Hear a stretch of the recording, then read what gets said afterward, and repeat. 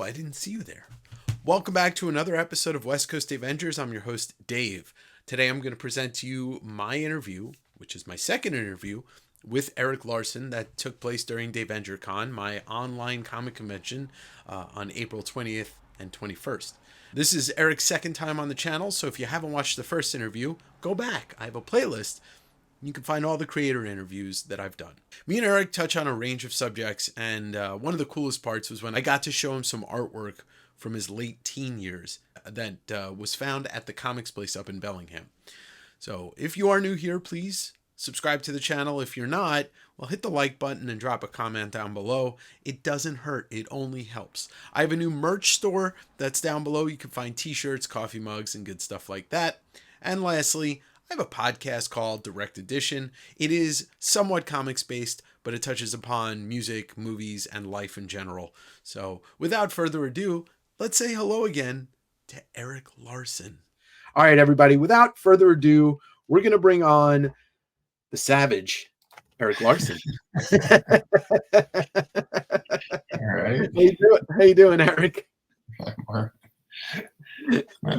hanging in there. I was explaining to people our last interview. I converted it to my podcast episode, and I called it the Savage Erik Larsen because, you know, why not? Why not? All right. Well, thanks for doing this. Thanks for taking a little time out of your Sunday to be a part of this. Now we are at hour 7.5 of a 2-day stream. So, oh boy. Yeah, I've been marathoning it. I talked to we had Matt Wagner on earlier today, Derek Kim on yesterday. So yeah, we're having a good time. Nice. Yeah. So how are things with you? What issue are we working on right now? I'm still working on 270, which disappoints me as well, honestly. Oh.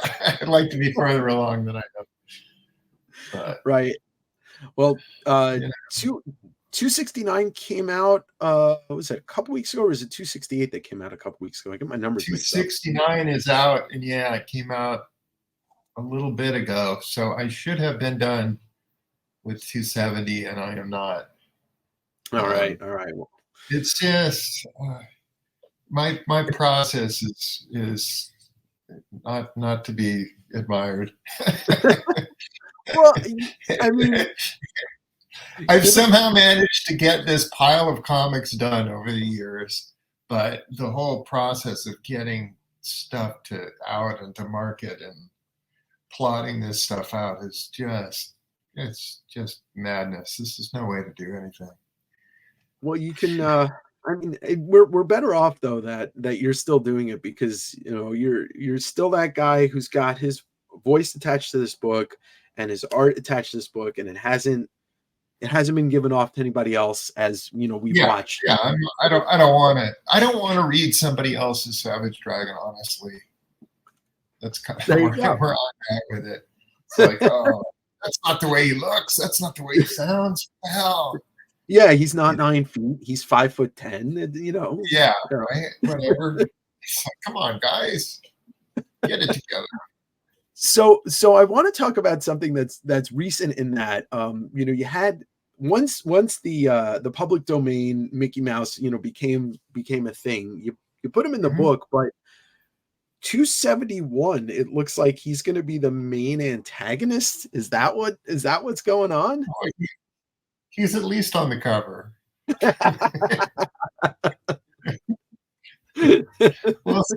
We'll see when we get there. I think it's going to be somewhat. It'll be between him and other characters. It's not just going to be 20 pages of slugfest with Mickey Mouse. Right. That led me down a little research hole, because you know, obviously I know that you're big into, you know, bringing a lot of characters in, and you are a big, you know, comics history buff. But there was a project you did called the Next Issue Project. Can you explain that a little bit? Because I'm just learning about it very recently. Oh, really?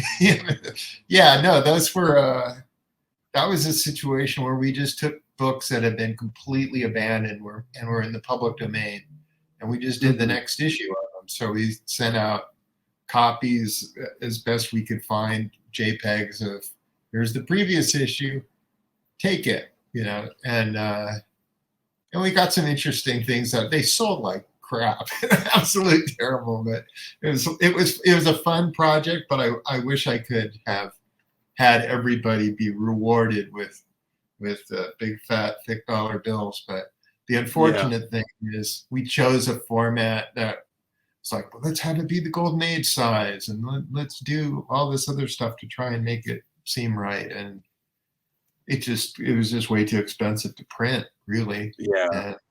And then so everybody didn't get a big pile of dough at the end of it. And I was like, it's hard to get people on board to do stuff like that when there's no, pot at the end of the rainbow sort of thing. So, oh well. And last time we talked about Kung Fu Bible Stories and Herculean, which are two other pieces that, you kind of had the same thing. Is there a point that maybe even also with certain Dragon projects, is there a point where maybe crowdfunding the weird special projects might be something to look into? Is that something might be. I just don't. I don't know how to do any of that stuff. I'm an old man. Yeah. Well, okay. All right. That's for the kids, I don't know how to do it. I don't have any really desire to do it. I don't want to really do those little films that people make where they're all, come on, help me out, Betty, sort of thing. And this is the way I do things. We solicit books, we put them out, they come out. Well, maybe one day we can at least get somebody to pressure you. I mean, I'm talking to Matt Wagner today, and him and Kelly Jones are doing those 4 Dracula books, and they dropped the first Kickstarter for it last year, and I'm really excited for that. But that it just seems to be one of those ways to get people to people to fund those weird dream projects or something like that. That's true. I mean. Yeah, I mean, I know it can work, but mostly I just want to do my goddamn book. Yeah, so of course. All this other stuff and every little other thing just kind of takes time and energy away from doing what I want to do, which is just making comic books. Yeah. Yeah. It's like, of course. Do you want to spend time packaging stuff and mailing it out? No, I do not. Do I want to get organized so you get some house that can do all the heavy stuff, whatever? It's like, God, no, it's all just this. I want a hassle-free existence, really, is what it comes down to. And 100%. This process that I've got where I draw a comic, send it out, and then draw the next one has been working pretty well for me for the last, 32 years. Mm-hmm. So I just kind of want to continue to do that. Are there better ways of doing it? Probably. But, sure. Well, you're comfortable doing what you do. You're comfortable doing what you do, and that's very important because you don't want to be uncomfortable doing what you do. That's no fun. Yeah. I mean, I started off, as a little kid, just kind of drawing my own comics for my own enjoyment. Yeah. And and there was no filter there at all. I was just, prepubescent kid going up through puberty and doing all that suddenly, and nobody ever saw that stuff. So I kind of felt like I can do anything. It doesn't matter. And they were pretty messed up, really. And then now that I'm an older man, it's like I'm kind of going back to that where I'm just going, whatever. Who cares? I can do whatever the hell I want. I'm in charge. Right. So, so there ends up being more of that.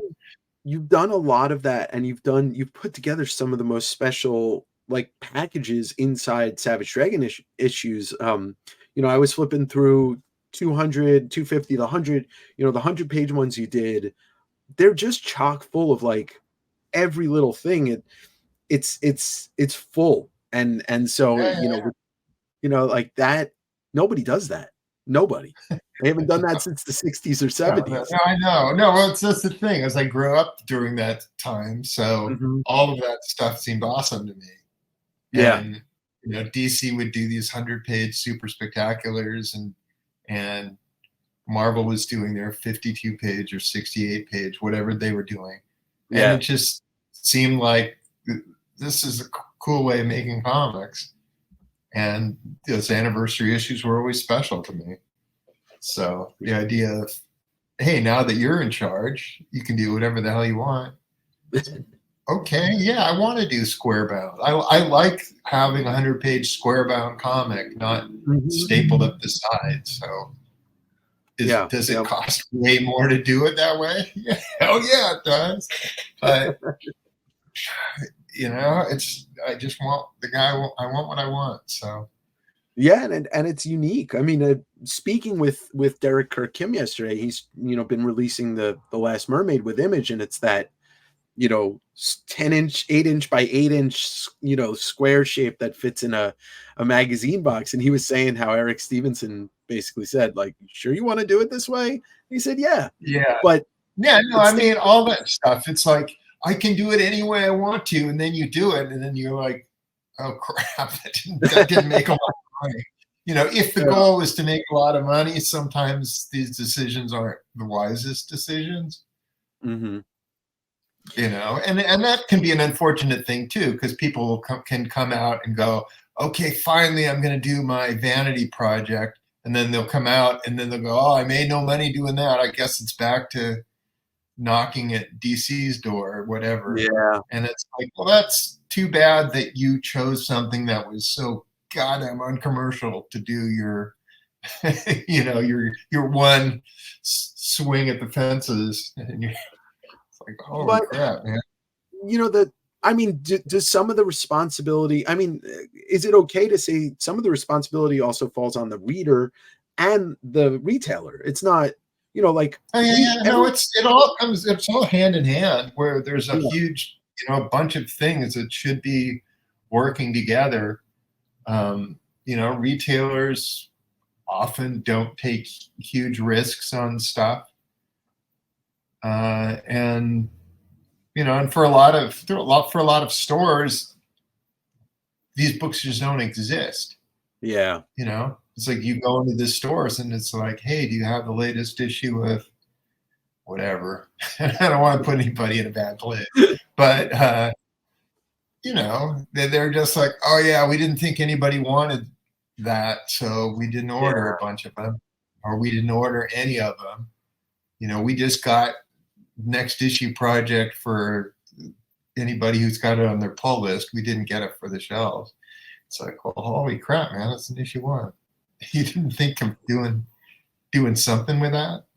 Yeah. It is a bummer sometimes. Like I for years, and I think we spoke about it before. For years, I couldn't. Spawn wasn't on the stands anymore. Like nobody was ordering it. And then Savage Dragon is kind of the same way. I will give a huge shout out to Portland Cosmic Monkey. They have your books regularly on their shelves, and you can get them there. And yeah. But it is, and I'm pretty sure Olympic Comics and Cards also has your books on a when they come out. But yeah, I think we all share a little responsibility for also we should speak up when there's a great book worth reading. Yeah. When there's something that you want and the store doesn't carry it, it's like, get me this, I need it now. Yeah. I'm blessed here because I've got 2 comic stores within walking distance, and 3 other stores that are an easy short drive, that if there's something that I can't live without, I can usually find it somewhere. Yeah. The Bay Area is in general, not just San Francisco, but the Bay Area is a gold mine of comic stores. Yeah, that's pretty good. Really is. Yeah. We're lucky on the West Coast in general. Speaking of comic stores and collecting, have you put together a full run of the Captain Marvel books that you've always wanted, like to replace the collection that you lost? Like, are you a completist in that way? I need to make a list of whatever issues I don't have, because there are a few I don't have. The thing is, I didn't get the first 7 issues because they're terrible. Yeah. And also the most expensive, like I probably will try and find the first issue of Captain Marvel Adventures, just because, I mean, it's Simon and Kirby, but it's just clearly done over a weekend and just not a good thing. But I've got most from through 150, whatever it is, whatever it ended on. So awesome. I've got most of that. I've got some of the some Wiz, not complete by any means, but it's hard to justify some of that because it's they're super expensive, and you get one Captain Marvel story. So my tendency is to go Marvel Family and Captain Marvel Adventures, and try to get as many of those as I can find. Yeah, because as years go on, they are harder. Yeah, they're not getting any cheaper. That's for sure.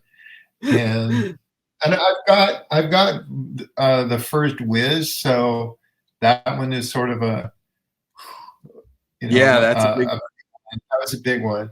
And then I've got the last ones, so and then I've got just a few in between, but not nearly as many of Wiz. Mostly Captain Marvel Adventures and Marvel Family, but I have more issues than I had pre-Fire. Right. Okay. So pre-Fire, I think my dad had maybe 50 issues of a 150 issue run. Wow. And I think I've probably got 120 to 130 issues. Okay. Oh, wow. Yeah, I mentioned to Matt Wagner today about CC Beck, because I see a lot of it in early Mage, and then told him I was speaking to you, and he said he was at Comic-Con when you bought that first issue. He said you showed it to him. Oh, good God. Yeah, that was how do I explain this to the wife when I get home? Yeah, well, that is a dicey thing to tell your significant other. I managed to avoid it, and she still doesn't know I have it. I won't say anything. Don't watch this. Don't watch this. Yeah, she won't. Our worlds are so removed from each other. It's obviously, I think if you read my book, it's like, okay, clearly your wife's not reading this. Yeah. That is very true. Better off that way. I kind of count on friends and family not reading my work. So yeah. Well, every now and then somebody brings something up, and I'm like, oh shit. Yeah, with my podcast, sometimes I'll start going off on a rant. I'm like, I hope my parents aren't watching this. So I wanted to ask you, like a couple months ago, you were on the podcast talking about Wizard Magazine. It was a Wizard podcast. And they had mentioned, obviously, famously, you did the issue 3 with Wolverine, and that did come out way after your Marvel Comics Present stuff. So I imagine that's what they saw. But what surprised me is they didn't mention the fact that the first thing you did for that Wizard 3 book was this Lobo cover. And I was going to do Lobo. Right. I was going to do a Lobo miniseries, which Keith Giffen ended up doing, called Lobo Infanticide. And he had done, he always would draw his plots out. So he'd send me the plot for the first issue. But at that point, I'd finished my run on Spider-Man. Marvel had approved Nova as a miniseries. Right. And then DC had offered up this Lobo miniseries. So I was like, well, I don't have any I don't have any firm commitment, so I might as well try doing something at this Image outfit, see how that goes. Mm-hmm. I mean, Yeah. we make it sound like it was way more permanent and, screw you guys, we're leaving after the fact than it was really at the time. Because at the time it was kind of, well, I got this other gig here, and Rob wanted to continue doing X-Force and have Marat pencil it, I think. Yeah. Maybe he was going to do layouts. And then I think Valentino wanted to somehow be able to continue on Guardians of the Galaxy. Right. But Marvel, as soon as we had made their announcement, Marvel was kind of, fuck these guys. And, let's push them out the door even further, and to their detriment, really. Seriously. Because I think had it been more cordial, that there may have been more of us kind of just, all right, let me do a little bit of this and a little bit of that and stuff like that. Yeah, I still love the characters and had a good time when I was there. So, but it definitely bit them on the ass because, like you said, eventually, obviously, Rob and Jim went back to Marvel. You went back to Marvel and did Wolverine and Defenders and Spider-Man. But you're right. If that gap hadn't have been there, also, who knows if Marvel's business would have ever took the downswing? It might have just kind of stayed where it was. Yeah, you never know. Never know what would have happened. We've been in a different situation. Somebody needs to do a what if issue. Yeah, what if the never left? Were way more chicken shit than they were. Is it safe to say that what your Lobo book would have been kind of just got channeled into what Dragon was, like the bombastic action? Or I wasn't writing it at all. I wasn't writing it at all. Weren't. It was it was working off of Keith Giffen's layouts. Okay. I would have just been the guy drawing it. Okay. So there's no relation to what I did in Savage Dragon whatsoever. It just would have been a different thing. Was because I've heard you kind of say it, but I wasn't sure in the tone that you said it. Was there another book? Let's say Dragon you just did the 3 issues and that was it. Was there another idea that you had for a book in early Image that you never did because you obviously just took off with Dragon? I had kind of told myself early on that if I ever started doing Dragon as a comic, that I would never stop doing it. Yeah. So I kind of didn't want the rest of my career to start then and there. So initially I had thought that I would do Super Patriot to begin with. Okay. And then I just had more Dragon ideas than I had Super Patriot ideas. So. Right. And Super Patriot was here and there, and he was in and out of it. Yeah, I might as well, lead with your strongest character and what have you. So worked out pretty well. Yeah, worked out pretty well. All right. A couple of things where I had been talking to folks at Marvel prior to us going our separate ways, and I had pitched doing the Hulk at one point, and they didn't bite on that. And I had pitched, I at least talked to them about the possibility of doing the Fantastic Four, and that didn't come to pass. So, but if either of those had been, hey, do this, or if they had said, hey, do Nova as an ongoing book, I probably would have just stayed there and done Nova because I was such a fan of Nova. Yeah. Well, you're a pure comics lover, and Marvel missed out because I know you would have you did Hulk in Defenders. You would have brought some great storytelling to that book through art and writing. Yeah, and there's still like a pile of Hulk plots or springboards that I've got that are sitting there going, oh, I can't use these for anything else. So. Maybe one day. But. They gotta come knocking again. We got a couple of questions from the chat. Andy Brinning wanted to know if you ever did any other work with Keith Giffen. Well, yeah, I did. I hired him to lay out Super Patriot, and he did 2 Super Patriot miniseries, and he did Freak Force. He did Freak Force, 17 of the 18 issues of Freak Force. He plotted those, and Victor Bridges did the pencils on those, and I scripted that one. Keith was amazing. Yeah. Keith was awesome. Keith was awesome, and he was both awesome and a nightmare, because he's also one of those guys who would just vanish and you couldn't get a hold of him, and he would give you the lamest excuses as to why he wasn't getting anything done. And his fax machine was constantly breaking, and he was falling down a flight of stairs or whatever. Just completely transparent bullshit excuse. You knew it was like, Keith, come on, just say you didn't get your act together or you're busy doing something else. But love the guy. Absolutely love the guy. But he's so full of shit.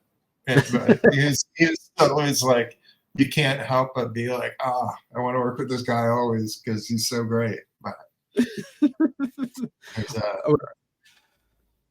his what he did with it was Trencher, right? Trencher was just he did Trencher. Wild. It was wild. I'd never seen anything like that. At that point, that was a situation where I think his thought was, I want to come up with a style that I don't have to pencil. Right. So he would just kind of do this wacky free form and then keep adding little pieces of weirdness to it so he could do the pages faster. I don't know. I haven't seen any of the originals, so I don't know. Yeah, I wonder what that looks like. Big, was small. Who the hell knows? But all right, we got another question from Tyler, and we got a lot of Spider-Man friends in here. But what was it like following Todd on Spider-Man as far as what you wanted to do art direction-wise? And was Marvel asking you, what was Marvel asking you to do? Was there any direction at all after that? Or was it just like, Erik, we know you're great, and let you go free? Because as we talked about last time, it was like so impactful for people my age to get both of those things one after another. Yeah, on Spider-Man, they didn't really give me a whole bunch of stuff. It was I had done the Doom Patrol about a year earlier, maybe a year and a half earlier. I followed a guy named Steve Lytle, and Steve Lytle's style could not be much more different from mine. So the issue where he left off and I took over, that was a bumpy transition where some characters are suddenly put on 60 pounds between panels, and their whole design was radically different. My Robot Man looked nothing like his, and I just kind of was going, screw you guys, I'm doing what I'm doing. And I think, and the audience was just like, sound of record scratching. They're just like, what the hell's going on here? So it was a very, very poorly received transition from one to the next, because I hadn't really even been in comics very long. I had just done a couple of little things here and there, mostly fill-in stuff. And this was my first regular DC gig. And so I knew going into Spider-Man, okay, Todd, Steve Lytle was a fan favorite to a degree, but Todd was so much bigger a fan favorite than Steve Lytle could ever possibly hope to be. So when I was following Todd, I was like, I'm going to ease this transition because I've been through this before and this is rough. So, and also thankfully we've got more things in common stylistically than I did with Steve Lytle. My stuff tends to be a little more expressionistic and a little less realistic. I mean, cartoony is not a word that people like to use, but it kind of fits. Kind of, Sure. detailed cartoony kind of stuff, but it's much more expressive than that straight realistic stuff that was going on. So following Todd, I was like, all right, what's he doing? I'm going to do the same funky borders. I had already, when I had drawn an issue of Spider-Man earlier where I was giving him fat webbing. So it's like, I already knew to do that. I was going to do that anyway. But, just in terms of the storytelling approach, do a big Spider-Man figure on a page that, makes it look exciting, and do all these weird borders and do little, whatever this here and there. Lots of shattered glass. Yeah, it's just that sort of stuff that made you. The hope was that people wouldn't be going, "Wow, this is so radically different that I hate it," and it seemed to go over relatively well. So, yeah, and speaking to the cartoony adjective you used, you were able to put him through the ringer.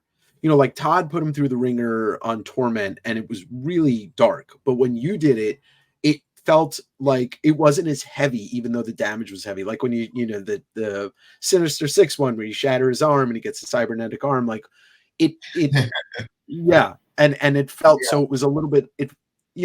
Your Kirby kind of shined through. It was a little bit lighter. It felt. It was a little lighter. I was writing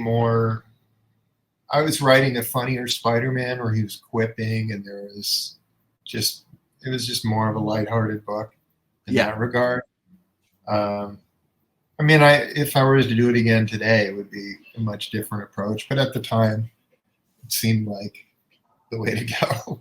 Yeah. Having the Sinister Six go into another dimension and murder everybody was probably a little extreme for them, in retrospect. But at the time, it seemed like an awesome idea. Yeah. Oh, it was. It was. I want to speak about two things on that.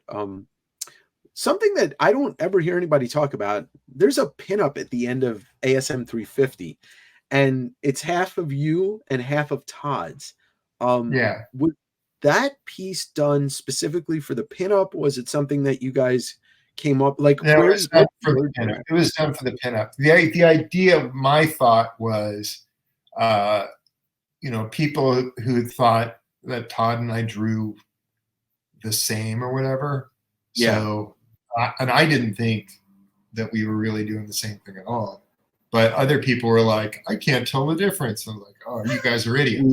So my thought there was, I'm going to draw my Spider-Man on one side, and you'll draw your Spider-Man on the other side, and then people can compare the two and go, oh yeah, these are pretty different.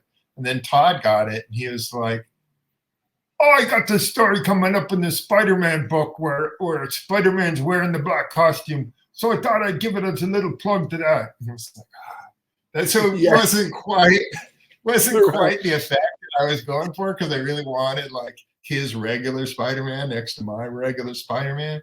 Sure. Whatever. It's probably a cooler pinup because he had it be the other costume, because it kind of is pointless otherwise. But that was my thought going into it. Well, it turned out great, and I have to ask, because did that survive? Did that piece of artwork, is it still alive? Somebody bought it, so it exists in this world, I believe. I think that's in somebody's collection somewhere. Good. That's good to know. I mean, we know that you had the buyer. There's stuff that definitely didn't. Issue 15, the fill-in that I did on Todd's book with the Beast. I sold one page of that, and the rest of it is gone. And then there was an issue of X-Force. I was doing a fill-in issue of X-Force. gone, completely gone. Every page of that. I've actually put all the pages to that online. I had copies of it in pencil form, so that's on Facebook somewhere. I'm sure you can find it. All right. And the other one I wanted to ask about was the fill-in issue. Well, it wasn't a fill-in issue. You did finishes over Todd's pencils on Hulk 346 when he finished the Peter David run, and that looks the cover. He inked my cover. He inked your cover, and then you did the interior. Yes, and he had done kind of thumbnails for that, rough thumbnails that he drew, and they had sent me his originals for that. So they were just small little versions of those pages. I made some changes. I didn't go crazy with it, but I wanted to draw the Hulk more, and the Hulk was barely in it. So I know. I did I added like a big Hulk like holding the page or something, and one of them just because I could draw the goddamn guy. But yeah, and then so Todd's pencils on that, the small breakdowns he did, those did burn up in the fire. So those. It's a shame. It's an interesting book though. I look at it and it's your art. It sings with your art instead of his. All right, let's get to this question. So Shay asked, your work looks influenced largely by Kirby and Walt Simonson, but is there a hidden influence that would surprise us for people that may not know, like somebody that you don't talk about often but influenced your work? Yeah, I'm not sure who would be a surprise because I kind of look at my own work and think it's a patchwork of all my influences. Because there's stuff in there where I go, oh, that's clearly a Gil Kane kind of thing. So Gil Kane would be in there. Herb Trimpe would be in there. Right. Steve Ditko, of course, with all the Spider-Man stuff would definitely be in the mix. All the Vane stuff when I first started was all Simon Bisley, just ripping him off. Frank Miller, and I think that's, again, that one seemed obvious to me. There's some Byrne-isms that show up every now and then. Trying to think who else would be. You know, it's interesting. Not anybody that'd be like, oh my gosh, I can't believe it. You're looking at it. Here's something that I just thought of with you saying Byrne-ism. Your signature reminds me of how, like, if you look at not even just your signature when you signed a book, but when it was printed on the book, it kind of reminded me of how Byrne's kind of curves were. And I don't know if that was something that ever seeped in, but I just thinking about it. I just wanted to be semi-legible. Yeah. We have a question from LT. Have you been reading any of the Big Bang comic stuff that's been published in the last few years? Any thoughts on that? If so, I have not. I haven't seen it. So I don't have any. It's one way or the other. All right, fair enough. Fair enough. Sadly, he did. Gary did do a Mighty Man meets Captain Tootsie story, I think. And that ran in Savage Dragon as well. So there we go. So that I like. I always like it when he does Mighty Man. I'm always like, yeah, more of that, please. Yeah, yeah. Well, you said, I mean, last time we talked, you said he has a bunch of unpublished Megaton stuff too, right? Yeah, there's a bunch of stuff there because he kind of went under right in the midst of trying to expand. So I know that there was a couple issues of Vanguard. Vanguard was going to get his own book. And I can't remember for the life of me the name of the guy who was drawing it, but it wasn't me. Yeah, because I moved on, and at some point, as soon as I was getting real work, I was like, "Sorry, buddy." Yeah, yeah. Yeah, took off pretty quickly. Yeah, I just have Eric, to. I mean, yeah, you're trying to make a living. you got to keep When you, working. here's a question. You're Yeah, writing a longer arc. Do you know how it ends, or do you take it issue by issue? I usually know how it ends. that's good. Yeah, because But if something better comes along, I will change it because the better idea always wins. yeah, And I have things that I'm in my head that I'm like, I know I'm building to this, yeah, but and there are characters that are in the book that are pure wild cards where I don't really know where I'm going with it. yeah. But you always manage to, you do your continuity works pretty well, and I think that's something that you appreciate in your own book. Obviously, we can't talk about Yeah, continuity from the big two because that they throw that out the yeah, window. But yeah, that's all. It's all over the place, and that's yeah, the tough thing for me as a both a writer and a contributor. If I'm ever contributing to any of those things, it just becomes mhm, like I don't understand your universe anymore. I don't know who's in it. I don't know what their costumes look like. I don't. I'm yeah, completely lost with all that stuff. It's like, all right, I understand Peter's not together with Mary Jane anymore. That's all I know. right, right, right, and You know, and I look in the book. It's like, well, there seems to be like 20 Spider-Man and 20 Venom running around. That seems like yeah, this problem. But that was an. I mean, yeah, it's hard to keep track of that stuff. That's why I like when it comes to the big two, I just try to read any limited series and stuff like that because I get my story and I get an end and I'm happy. yeah, If it, I you mean, know, I kind of follow artists, so there's like I'll flip open books and be like, "Oh, Humberto Ramos is back on Spider-Man. I am there." Yeah, so right? I read his stuff. If Chris Pacello or I don't know how you pronounce it does anything, I want to be there for that. Um, just various guys doing various books. Sure. There's like a Batman Dylan Dog book that just came out. Good Huh? Lord, that's gorgeous. It's one of the best looking comics I've seen ever. Huh? It's just really unbelievably good looking. I guess it's going to be a 4 issue limited series. 2 of the issues are out. They're like double or triple sized issues, and Oh wow. it's just gorgeous comics. Did So, you I mean, did you read? sometimes you see a comic and you're like, I'm inspired to do whatever. And sometimes you get a comic where you go, oh Jesus, what am I even doing here? Yeah, that yeah. was one of those where we're like, holy crap, man, I'm such a pretender. This kid's so much better than I am. What the hell? Uh, did you pick up Silvestri's Batman series that he did last year? yeah, absolutely. Yeah, I thought that was Yeah, absolutely yeah. I mean, gorgeous. yeah, and he worked his ass off on that forever. He was working on that thing for years before it finally came out. It's like, holy crap, man. Yeah.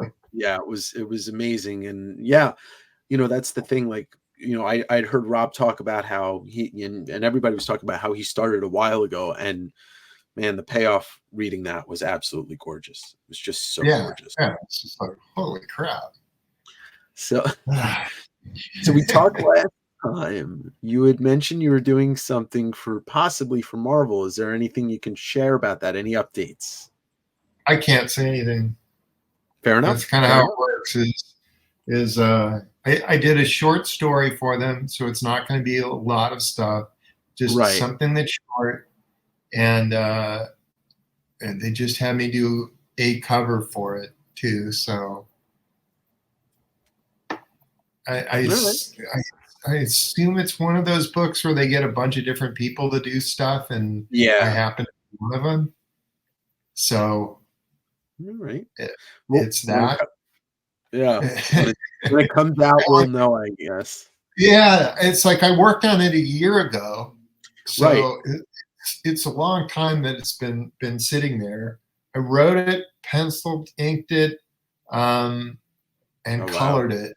So it's all me except for the lettering, and I haven't seen it lettered yet. So we'll see how that. Well, excited for whenever we do get to see it. Jeremy Heiler had a question with long form storytelling and aging with the characters. Do you see a full ending idea, which we kind of already discussed, and hope to get there and fill in between? And then you just want to know, do you have any manga influences or any interest in manga? I was super into manga 40 years ago. Yeah. Before anything was being translated into English, I had stumbled across some stuff that was running in Weekly Champion, and there was one particular artist whose work I really liked. I have no idea what his name is because I couldn't read Japanese, and I just really liked it. And so what had happened was there was a Japanese bookstore that was in Seattle. My family was living up in Washington at the time. And I got a subscription to, I just was like, I'll get Weekly Jump, I'll get Weekly Champions, I'll get the monthly Jump and Champions too. I'm just going to get a subscription to these things. And I did that for about a year, and it just was practically pushing me out of my apartment because they were so big and they were coming out so fast. And they would send me a box once a month, which would be like, here's 3 feet worth of comics, find room for this. So it was kind of intense. So after a year of that, I was like, I gotta stop getting these things because I just don't have any room in my life for them. And of course, those were all victims of the fire. So I've got some manga, all of it in the original Japanese, none of it translated. Yeah, and I've never felt the urge to get any of the translated versions of any of that stuff because I just enjoy it as pure art. So I got some in the other room.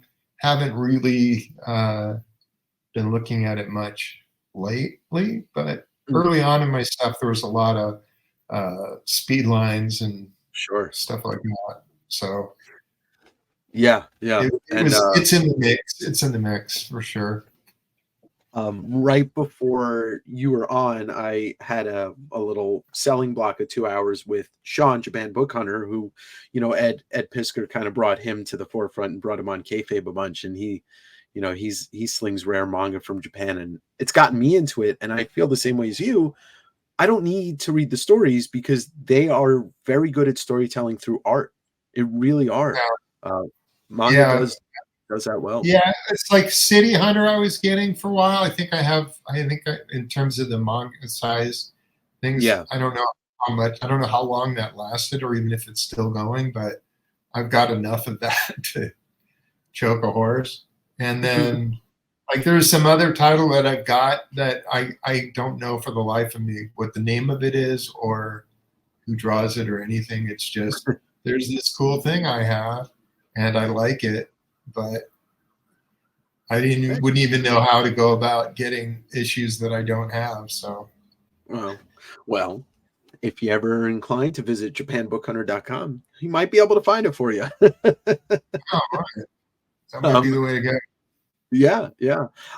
We got a question here from Simon. Can Erik tell us more about the upcoming Savage Dragon Vault Edition? Was that officially announced? That was officially announced. Wow. What would you like to know? I mean, so that's going to be the, so we're looking at an artist. It's the miniseries, the expanded version of the miniseries, which became, I don't know, 5 issues plus pinups and whatever. Right. I don't know how much. I don't know what else they promised to be in it. If there's anything else, we'll do you know put that together. I mean, it's if you like the way to ever wanted to see what the original art looked like, yeah, you will see that, and you'll be able to tell that most of it was drawn on Marvel paper. it's great. I'm So, hoping that they do a signed edition because the vault editions usually have a signed and unsigned edition, but I guess we'll find out. But I'll be definitely purchasing that whenever it all comes out. right, yeah. If there's a Yeah. signed one, I guess I've got my work cut out for me. Um, This is kind of people going, we should do this thing, and I'm going, all right, right. and that's been my involvement in it. It's like pretty much, look, I want to make new comics. I realize that there are a lot of people who are really into the old stuff, and Sure. while I'm really happy that you guys are into this stuff, I want to make more comics. So Yeah. it's been kind of this weird tug of war with me because like putting together these ultimate collections ends up Yeah. being a huge undertaking, and it's like, well, where are all these drawings, and how do I find them, and it's just such a it's just so much goddamn work that I kind of like, do these things have to come out? I mean, I don't really care, but the audience is like, no, please, we want these, and it's just It is. It's a juxtaposition too, because you're like, right, you're saying this, and we're like, just take our money. We're throwing it at right. you. We want these, please. We love this stuff, and oh, I love how the back of the book has got 30 pages of pinups, and it's like, yeah, you don't know how many boxes I had to go through to find all the little pieces of stuff. Sure. And I'm sitting there getting the original art out and flipping over those pages and seeing what's on the back of them. It's like, I know I must have drawn something on here. Yeah. Well, I had Allred on the program a couple weeks ago, and we were talking about, very similar to you, you guys are sharing characters. You guys have shared, Madman and Savage Dragon have teamed up, but he had everybody and their mother do a pinup of Madman in the first, 10 years of its existence. Yeah. I mean, when you go back and look at some of these Savage Dragons, like you got all these people. I mean, I just saw the Frank Miller one for the first time. I just happened to be flipping through. I forget what issue it is. Maybe issue 100. 100 at a bunch. Yeah, and so, it is. I'm sure it's a lot of work. And somebody had asked earlier in the chat, how much work you did on the Ultimate Edition, and I know that was like you're annoyed that you had to do all the work. Yeah, it's way too much. And I can't really take a month off to do all this other stuff, and that's really what needs to happen, is to be able to devote a huge chunk of time to be able to get all this done. And it's like, well, and Andy Brinning said, "Are you taking any applications for an intern?" Yeah, my wife would put up with that. Yeah. I understand it though. I what you're saying makes total sense. There's nothing outlandish about just wanting to do what you really want to do, which is put out new issues and enjoy that. Yeah, that's what I want to do. It's just more of this, please. So, you almost prompted me to do it earlier, but I want to show you something because you're gonna maybe you won't enjoy seeing it, even though it's yours. I recently had a couple of retailers on the channel, and two of them were Django and Jeff, who own the Comics Place in Bellingham, and that's your old haunt when it was my old stomping grounds. Yeah, but I went there and I got a little bit tour of the upstairs, and there is artwork there that is yours. And I asked them if I could share this with you and like talk about it. They showed me some stuff, and I hope you can see this. Yeah. That's your old Batman piece. Oh boy. Okay. and then there's let's get give me one sec here. Let's get hopefully this isn't too embarrassing for you. I think this is an amazing piece. But we get Yeah, this. this is me, age probably 19. Wow. And look at that So curvy crackle. yeah, I am a kid. I don't know if you can zoom in to see if you can see the date on that. Let me see what I can do here. I should be able to. Yeah, I think it's 19. Is that 1981? 81. Good Lord. All Yeah. right. But So I turned 19 in 81, so I would have been 18 when I drew that. Because I have a December birthday. mhm. So yeah, 18 years old. Hey, you killed it. You killed it. Good Lord. Good And then Lord. I got one more.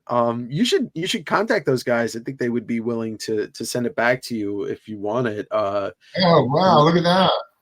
Yeah, yeah. And that's look at that. That's old school. That's everybody. Yeah. Yeah, that's got everybody. Good Lord. That is terrible. I don't know. I don't know, Eric. I Most mean, people's friends are like that now. yeah, good Lord. Spitfire is like just just a beast. But that Oh man. that Yeah, just goes again, I'm probably 18, 19 years old. yeah, the dates if the oh yeah, yeah, that's 81. I can see it on the side of Red Skull's head here. You can see Yeah. it. Yeah, So that's as you can see it, my signature is just me scribbling at that point. I didn't, yeah. I was, Yeah, right here. yeah, and it got to like, oh, I should do a signature that's legible. And then that's when graphic fantasy came around. So I was probably 19. I started Mhm. just basically block printing my name. And Yeah. then as time went on, it just slowly morphed into whatever it is now. Well, I think you know, despite being critical of yourself from 40, whatever that was, 45 years Yeah, ago, it's a no, long time 43 years ago. ago. Yeah, but it was nice to see that in person. They had some other pieces that you did, like an old Savage Dragon that was like a store sign. Um, so yeah, it was really nice to see that. But I can put you in touch with those guys if you want. Yeah, shoot. Yeah, I should have at very least have him take a photo that's straight on so I could see just how awful it is. um, No Name Collects wants to know if you think you'll be at Fan Expo San Francisco this year again, your hometown. Depends when it is.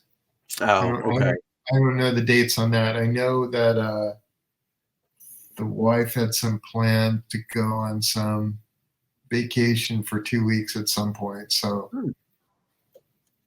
we'll see how How that goes. I mean, how often do you treat yourself to like going on vacation? Obviously, we've been talking about your rigorous schedule and how much you want to get these books Uh, out. yeah, I mean, mostly she'll haul me out of here. I don't seek out vacations myself. Yeah. I mean, if she wasn't in my life, I would probably just never leave the house. Just draw comics all day long, and then go to an occasional convention, and that would be my social outlet and Right. like that. But she's like, "Oh, we should do this and that." She always wanted to go wherever, wherever Right. it is. You're just like, So all right. Well, I mean, you live the okay, you you win. live the life of a I mean, cartoon. yeah, I love her dearly. So, That's awesome. Yeah, that so was one of those things talking to Allred about him and Laura and like how they're nerd soulmates and just soulmates in general. It was really nice to hear. All right, so yeah, we've we're got not that. We're very, very different. We've got very separate things. She doesn't read comics. Mhm. She read stuff when she was a little girl, but they were, the comics that were for kids. Yeah. So Hot Stuff and Little Dot and stuff like that. But she's, she read like 3 issues of, she read the Dragon miniseries after it had come out. And then that was it. She hasn't read it since. I used to put her name as the editor of the book, and that's right. At some point, she saw one of the covers and was like, "You got to take my name out of there." I mean, that was the end of that. Kind of like very similar to Todd with Wanda. Her name was as the editor, and I think it was after the Billy Kincaid issue. She was like, "Nope, no more." Yeah. But at least Wanda saw the inside, so right. How excited would the 18-year-old Erik think about future Erik drawing Captain America, the end for Marvel? I'm sure 18-year-old Erik would have been ecstatic about that idea. I don't remember that drawing that 18-year-old Erik did of Captain America. So I knew we had done, there was a comic store up in Bellingham, Washington called King Arthur's Bookshop. And they had a kind of gallery area that was on one side. And so they were like, hey, let's have local artists do gallery stuff there. And a guy named Al Harris did a bunch of drawings there that in the gallery, and they were all like swipes of stuff. And I was like, God, I'm not going to swipe. I'll do original stuff. So, and later I ended up working with him on Graphic Fantasy and with Kevin Keyes, who is another guy. And so I set down the rule early on that book: no swiping in this book. It's like, let's keep it above board here, kids. Right. But so yeah, it worked out all right. Out all right. It totally did. And I wanted to point out Kazra from he's part of Comic Art Fans. I agree with him. OAX, which is the original art show they did in January, is a great vacation. Where that is. What state is that even in? It was in Florida in January, basically right across from Universal Studios Disney area, and it was all original art. All of your friends were there. Allred was there, and Matt Wagner was there. So, I mean, so speaking about that, you are a big. We talked last time. Big original art collector. Several Herb Trimpe full issues. Are you still actively picking stuff up? Like, or are there still things that you're actively looking for? It's too expensive. It's too crazy. Especially the old stuff that I really like.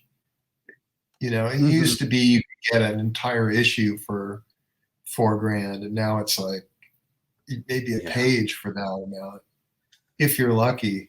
And I can't do that. I mean, I could, but then I would have to get a messy divorce, and she'd end up with all of it anyway. So what's the point? Right. And then you would auction it off and make all of the money on it. Yeah. And I'd be sitting there going, well, what was that all about? I've got a bunch of the stuff that I most wanted in that regard. There was my first issue comic I ever bought. I ended up getting the original art for that. Right. And then one of my other favorite issues of the Hulk, I got that, and then a third one. So it's like I got 3 full issues of this stuff. I couldn't do better. And then when I started, I think the first Kirby comics I bought as a kid were probably Commandy. So I've got some Commandy art, Jack Kirby. So there's a bunch. I mean, I think I've got 250 pages of Jack Kirby artwork. Wow. Probably a little more than that, but mostly complete issues of stuff. I've got a bunch of issues of Commandy, an issue of The Losers, I've got Mm, an issue of Thor, and I've got the Eternals annual. wow. So yeah, You it's pretty also, cool. yeah, and you also have the, distinguished of being the biggest Erik Larsen art collector too. I've got so much of his work. Uh, yeah, kind of been the nice thing about having that is just being able to use it as trade stock for other stuff. Right, So right. if I want to get something in particular, it's like, all right, well, I can give you so many pages of this for that, and go back and forth on that. Well, not to toot my own horn, but I did just obtain a very nice Golden Age collection. There are some Captain Marvel and Marvel Family issues. So when you put together a list, maybe we can work something out. I don't know.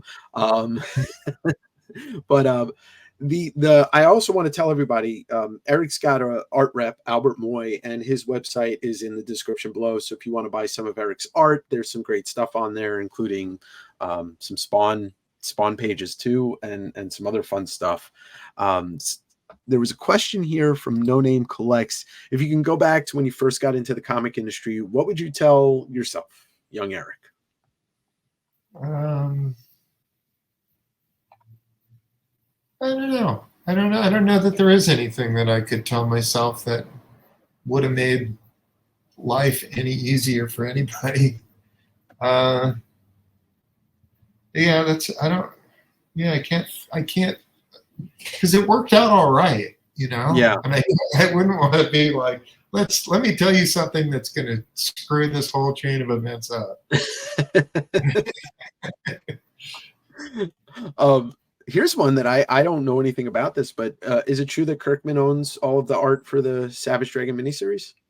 He does, He which does. is That's which is awesome. why when we're doing this book, it could be like, well, you've got it all. You can do the scanning and you can put it all together, and Right. I'll You just can do the forward. just Yeah. whatever the hell you want to do. Yeah, Right. and Right. that was raising money for someone else. So I mean, it's all like, let me sell this to get this, and let's do this to Yeah. get that. I mean, there's the benefits of that, like keeping your art so that, yeah, like you said, you can do deals with it, and Yeah, it's its own and currency. I've probably gotten rid of, I don't know, 15, 20 issues over the Oh course wow. of the, so I've got a metric shit ton of it, Yeah, it's on considering that. how many issues I've done. I've done 275 issues, and you get rid of 20 of those, like, okay. It still leaves you with 250 plus issues worth of artwork, which Yeah, that's a it's a lot. lot. It's a lot. Yeah.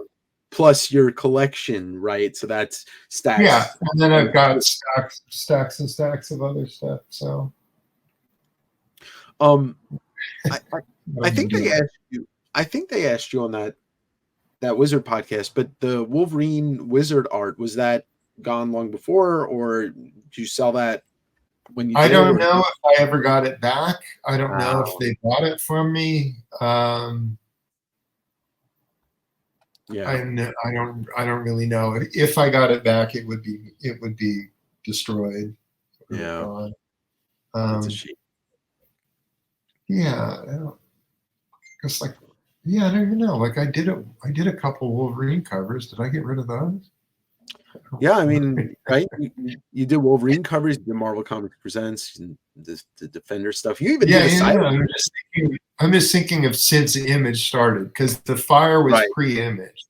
Yeah. So, like any Spider-Man stuff I did pre-Image, it's mostly gone. I think when I came back and did the book from, what is it, 18 through 23 or something like that. Yeah, yeah. Those That all sounds those about right. all that stuff exists. All those That's pages exist, and they were all sold off. I didn't keep any of it. Um, and then, yeah, the Spider-Man stuff I have now are Yeah, I did a Spider-Man story. I don't remember the name of the book. Spider-Man. It had the I know word big in it. Getting big or yeah, and it was making like big, an 80, it was an 80 something page big. book. Yeah.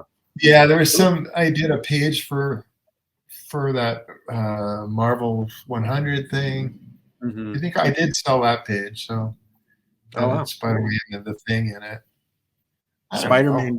Spider-Man going big. That's what it was called. Going big. I Oh, never can remember the name of that goddamn thing. And It's a Derek, blank spot. yeah, yeah. Um, Derek asked, and we talked about this last time, but not everybody heard it and saw it. Nowadays, you use digital. Do you use digital to help with layouts and prelims, or do you do everything by hand? Uh-oh. It looks like Erik froze. Otherwise, he's contemplating something that is bigger than life itself. We got you back. Whew. I don't know if you saw this frozen screen, but you were deep in contemplation on that screen. Oh, good. Excellent. Yeah. No, on my end, it was a black screen with a little spinning thing in the middle of it. Right. So, to answer the question, before I was so rudely interrupted, is oh, now I'm frozen. Am I frozen? Yeah, but there? we can hear you. We can hear you. Okay. I dabbled a bit with it a little while ago, doing digital art. I drew, and one of the issues is entirely digital. Color covers have been digital, and then pages, isolated few pages from a couple recent issues were, and then I just decided I don't like this, and so I started drawing on paper again. So I don't like the process. I don't like the tooth of the screen. Mm-hmm. I mean, there's a definite advantages, especially if you're using reference and you can just be like, oh, I can trace this car rather than try to draw this car. Right. You know, the issue where the family relocates to San Francisco. That one is digital from front to back. The cover's digital, and every page in it is digital. But the issue after it, I'm back on paper again. And then I think 269 has a digital. That cover is digital. Yeah. But all the interior pages are back on paper again.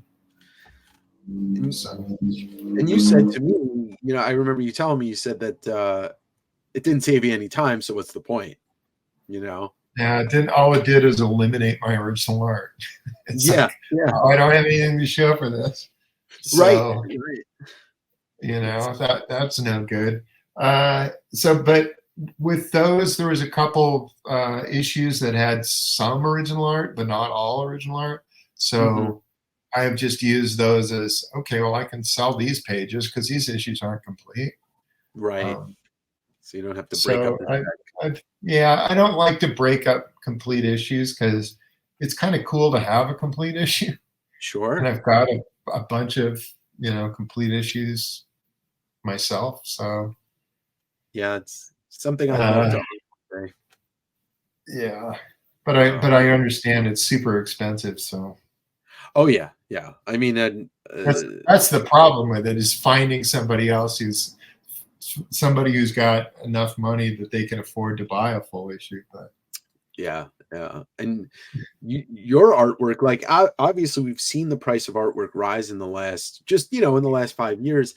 And because your Spider-Man pages don't exist in that high quantity, when they do go to market, they're going crazy. I know they get crazy. Crazy money. Especially because when you think about it, like you were saying, there's not a ton of your artwork out there for sale, because the Savage Dragon stuff, there's only handful of issues that have been sold, and then you own the rest. So it's like you have to choose from Defenders and some other stuff. If that's out there. Yeah, luckily whenever I do anything else, I just sell everything. Get this out of my house. Um, Jeremy wanted to know, how did Savage Dragon issue 252 come together? Would you revisit or do something like that again, off model styling and storytelling? It's just one of those stupid ideas I had, and then I decided to go and do it. It took a while to figure out which strips to do. Yeah. There was an issue where I just homaged Sunday strips and did, I think, 11 different strips in the course of the book. But yeah, it was finding appropriate strips, finding stories that worked for those appropriate strips. Showing, I actually did one that didn't see print. Oh, really? Because, yeah, I ended up doing a different strip because I made the mistake of showing it to Lynn Johnson, who did For Better or For Worse. I did a strip on that, and then she did not take it well. Oh, wow, really? So I ended up turning it into Rex Melvin MD or whatever it was, DDS or whatever it was. So yeah, I ended up just going, okay, rather than make it her husband who's the dentist, I'll make it Rex Morgan riff on that. That was a... it's always better to ask for forgiveness than ask for permission. Yeah. Right? So it's like an idiot. I thought, oh, she'll think this is hilarious, and she did not. You did Kathy. Did you hear anything back from Kathy Geisweit or any of the people that are still living that were parodying? No, the only person in any of those that I knew, Lynn Johnson was the only person I knew in the midst of all that, and that's because we went to Japan at some years back. Okay. But she and Stan Sakai and I and families went to Japan and toured the place, and had a good time. Oh well. That was a great issue, and I'm glad that Kayfabe covered that. Yeah, they had a good time with it too, which was nice to see.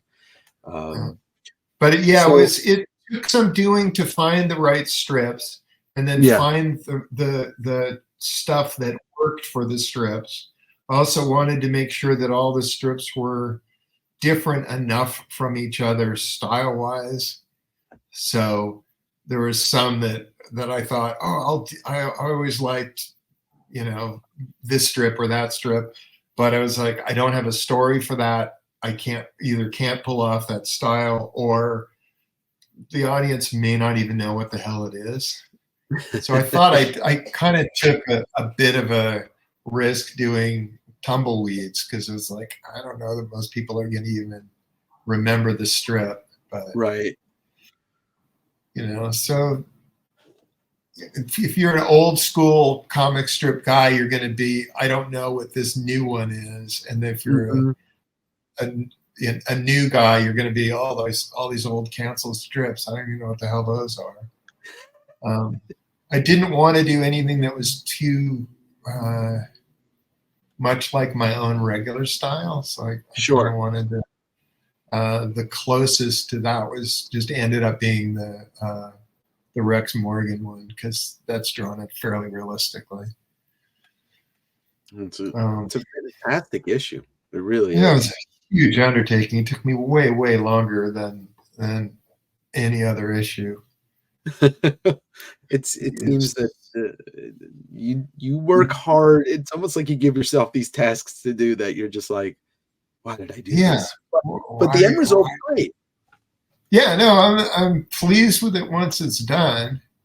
But yeah, what a pain in the ass. So at some point I want to do a comic book version where I'll do, like, here I'm doing Jack Kirby for a page, and here I'm doing whoever else I think I might be able to pull off.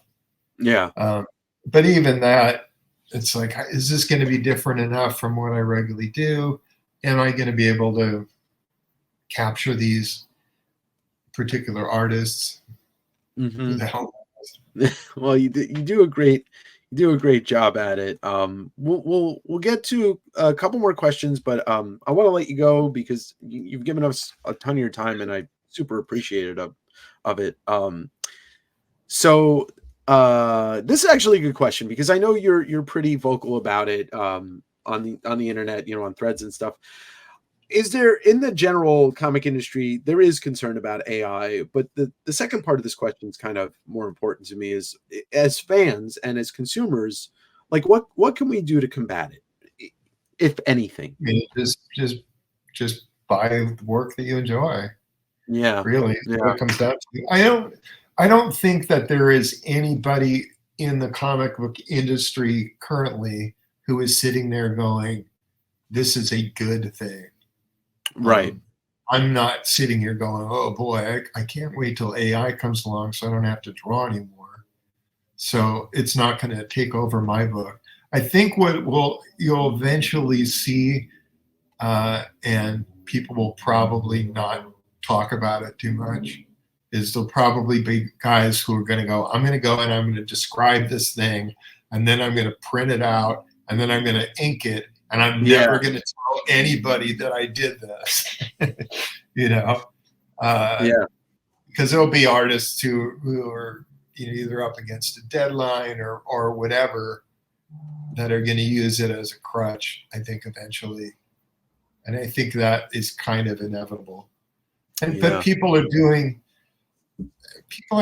stuff now that we've got people constructing digital cities, so that, hey, when Spider-Man swings over town, it can be the same city that the Hulk is jumping over.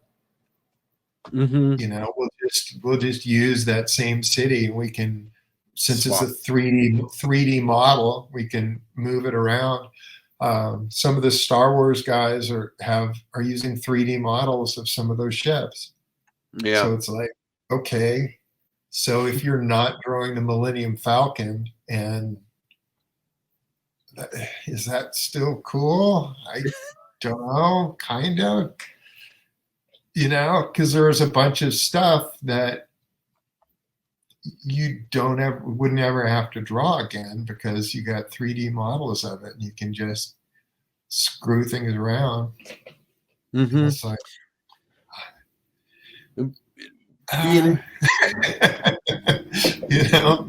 Yeah. Going back to what you were saying about people, maybe printing out and inking over to kill deadlines. I mean, those people will be found out because they're showing up at conventions doing commissions. Well, why doesn't your commission look like that's the thing. Yeah. Yeah. Well, that's the thing too, is some of these guys who do work, heavily digital work to begin with, where they're making models and they're tracing stuff off. Some of those guys can't draw for shit. And they'll show up at conventions and it'll be, hey, do a commission for me. And then you see the work that they do, and it's like, holy crap, this is horrific. Yeah. And Andrew's right. It's going to make having the original art in hand that more important, because when you're put on the spot, Yeah. And it's all the original original art is all one of a kind of thing, which is, that's awesome. And as fun as it may be to monkey around with digital stuff, you don't have that. You don't have the physical artwork at the end of the day. So that part is kind of a drag. Yeah. Well, I think as it grows more prevalent, I think there's going to be there's going to be a lot of pushback, and hopefully, unfortunately, because corporations rule the day, if they push back on it, like YouTube, when I upload content, it now asks me, was there any AI used to make this video? I mean, I think that's a good thing that you have to, note it. So, So I'm super appreciative of the time you gave me. We've got So the next issue coming out, I know you're still working on it right now. Yeah, so I can't give you a firm date. I think it'll Yeah. be out. I think it'll be out next month. I know that there was a big gap in solicitation, so Mhm. it was like, all right, well, I've kind of delayed some of these issues anyway, so hopefully I can get back on track here. All right. This And the particular issue had some real logistical problems, so yeah, uh, yeah. Well, we'll be here, and then we'll be looking forward to. I'm really looking forward to the next couple issues, especially after you posted that the cover of the Mickey Mouse issue, and I think that's going to be a yeah, lot of fun. he's been in the last few issues, so Yeah, he's yeah, so he's in the issue I'm drawing now. He's in 270, and he'll be in 271. yeah. And so that'll be fun. And I know you don't know when the Vault edition is coming out, but when it comes out, I I'll definitely. yeah. I think whatever it's solicited for, it shouldn't be able to come out that month. I think because it's. I mean, I'm trying to be as hands off on that as Sure. I can be, just so that somebody who can get it done will get it done. And since the art already is done for that book, technically. Yeah. It's done. I believe it's all been scanned in. I think there may be something for me to approve, like, okay, this cover looks fine or whatever. Sure. But whatever, guys. I don't Yeah, care. yeah. It'll be out when it's out. We'll buy it. But you know, hopefully when it comes out, maybe I can have you back on and we can take a look and see what it looks like, and just talk about it a bit. But Erik, it's always a pleasure, and I super appreciate it. And I know that come November, you're going to probably have some more interesting material to put in Savage Dragon, maybe a cover with who knows who's going to be on it, but we're headed for an interesting shit show. Um, Yeah, but it'll be fun. yeah, yeah. But I Yeah. appreciate it, and I know everybody else is super appreciative to hear from you, because we all love your artwork and your storytelling, and excited to see what's coming next. So All right. yeah, and I'll Well, make sure thanks. that yeah, and I'll make sure that the Comics Place people get in touch with you and get you some pictures of that stuff, and you can talk to them about it. All right. Okay. Well, thanks for that, and thanks for having me. Awesome, And Erik. we'll be in touch. All right, great. Thank you so much, and everybody. Big thanks to Erik for his time, and take care of yourself, and enjoy the day. All right, we'll do. Back to work for me. All right. Talk to you Bye. later. Bye. Thanks for watching that second interview with Erik Larsen, and I think I want to have him back on, as long as he's down, when the Vault edition of Savage Dragon comes out. It's due out in September. The pre-orders, I think, are open now. I'm going to be picking up mine. Will you pick up yours? All right, everybody. Like and subscribe, and I'll see you next week, or I'll see you in a couple days, or I'll see you in the funny pages.